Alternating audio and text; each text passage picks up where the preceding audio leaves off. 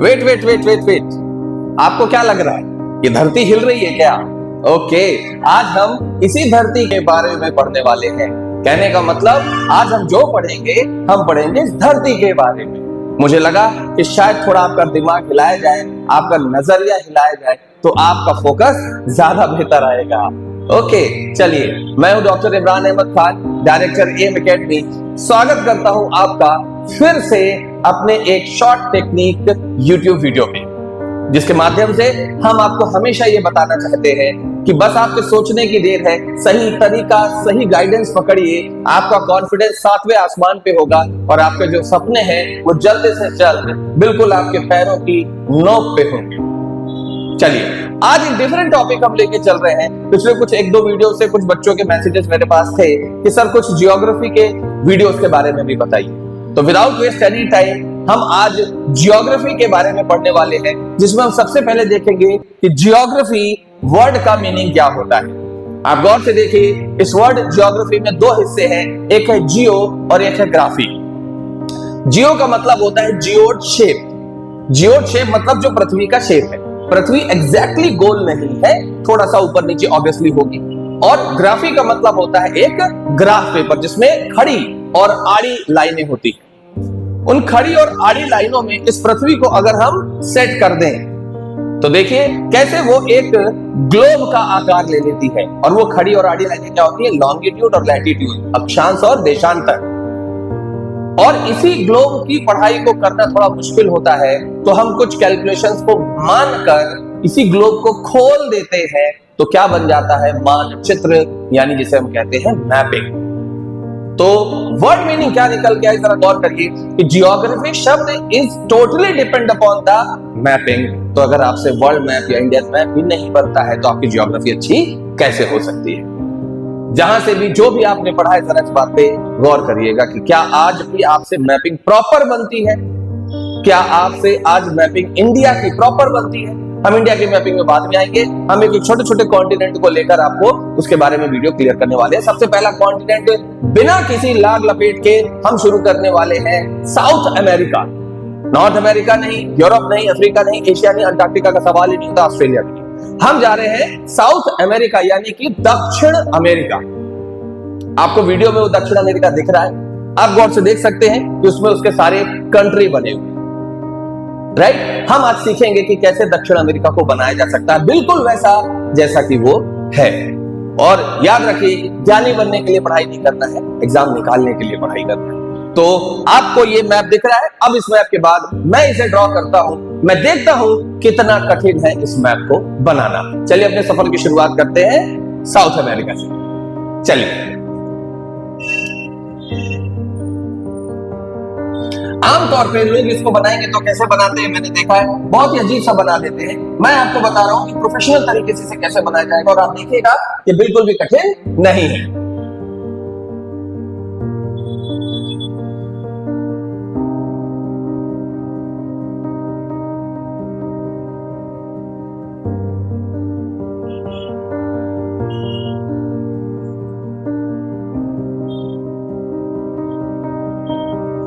ये इसका outer structure हो गया। यहां से शुरू होने वाला है नॉर्थ अमेरिका, वो हमने नहीं बनाया है। ये साउथ अमेरिका का एक बेसिक इंफ्रास्ट्रक्चर है। अब इसके अंदर हम कंट्रीज बनाते हैं।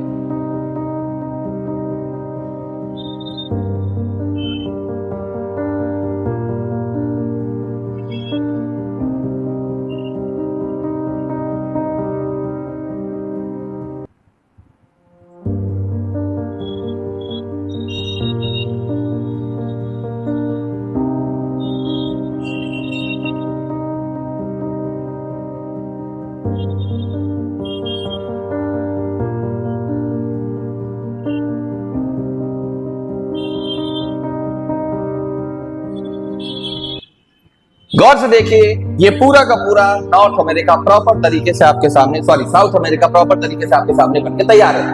अब हम एक एक करके इन कंट्रीज के नाम बताएंगे। जैसे कि ये जो सबसे बड़ा आपको दिख रहा है देश, ये क्या है? ब्राजील।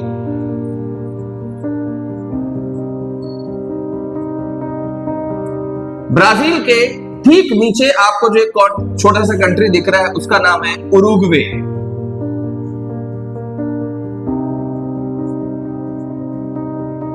ये पूरा एक लंबा सा पूरा दिखने वाला देश जो साउथ अमेरिका का दूसरा सबसे बड़ा देश है, पहला ब्राजील है, इसका नाम है अर्जेंटीना।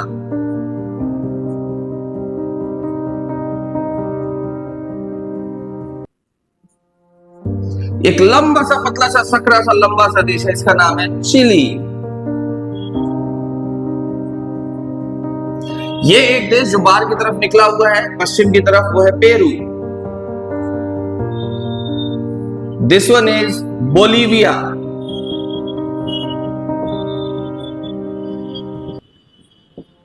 ये एक छोटा सा देश आप देख रहे हैं, ये है इक्वाडोर।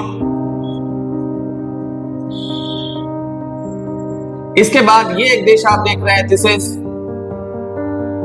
कोलंबिया।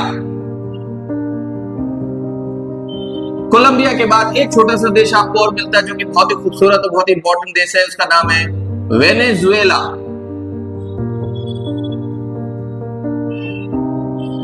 साउथ अमेरिका की पेट्रोलियम कंट्री है। इसके बाद तीन छोटे देश हैं जो कि बहुत ज्यादा इंपॉर्टेंट नहीं है, बट फिर भी मैं नाम बता देता हूं। बीच वाले का नाम है सूरीनाम।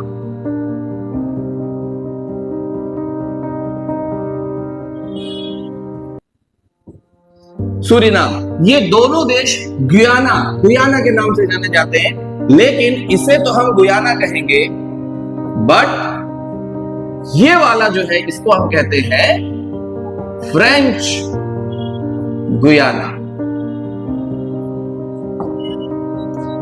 समझ में आ रही बात? ये छोटा सा एक देश है जिसे हम फॉक आइलैंड बोलते हैं, फॉक आइलैंड, जिस पर यूके का अधिकार है, लेकिन अर्जेंटीना के साथ में इसका डिस्प्यूट है। तो आप देख सकते हैं कि किस तरीके से कितनी आसानी से पूरा का पूरा साउथ अमेरिका बन गया। हमने कैसे ब्राजील बनाया, उरुग्वे बनाया, उसके बाद बोलीविया बनाया, एक नाम भूल गए हम, बोलीविया के बाद यहां पर आता है पराग्वे। पूरे साउथ अमेरिका की दो लैंडलॉक्ड कंट्रीज हैं, एक आता है बोलीविया, दूसरा पराग्वे। लैंडलॉक मतलब चारों तरफ से जमीन है, दुनिया के देश है, समंदर से वो टच नहीं करता। तो Peru, Chile, Argentina, Ecuador, Colombia, Venezuela, Guyana, Suriname और फ्रेंच गुयाना, यही मेन देश है इस मैपिंग के अंदर। मुझे बताइए कहां कठिन है ये? ऐसे ही और भी वीडियो लेकर मैं आपके पास आता रहूंगा। कोई और सवाल सजेशन हो तो मुझे आप जरूर बताइए, इसकी प्रैक्टिस करिए। हमारे YouTube चैनल में पीछे भी ऐसे और बहुत सारे वीडियोस दिए गए हैं। मैं फिर कहूंगा कि आप हमसे अपनी दूरी को, यानी एम एकेडमी से अपनी दूरी को कम करिए, क्लासेस आकर यहाँ अटेंड करिए। आपके सिलेक्शन से, आपके एग्जाम, आपके ड्रीम से आपकी दूरी को हम कम कर देंगे। हमारे सफर में हमारा साथ दीजिए। अपना टाइम देने के लिए, कीमती टाइम देने के लिए, हमें सुनने के लिए बहुत बहुत धन्यवाद। ईश्वर करे आप और आपका परिवार हमेशा स्वस्थ सुखी रहें। Thank you very much. जय हिंद।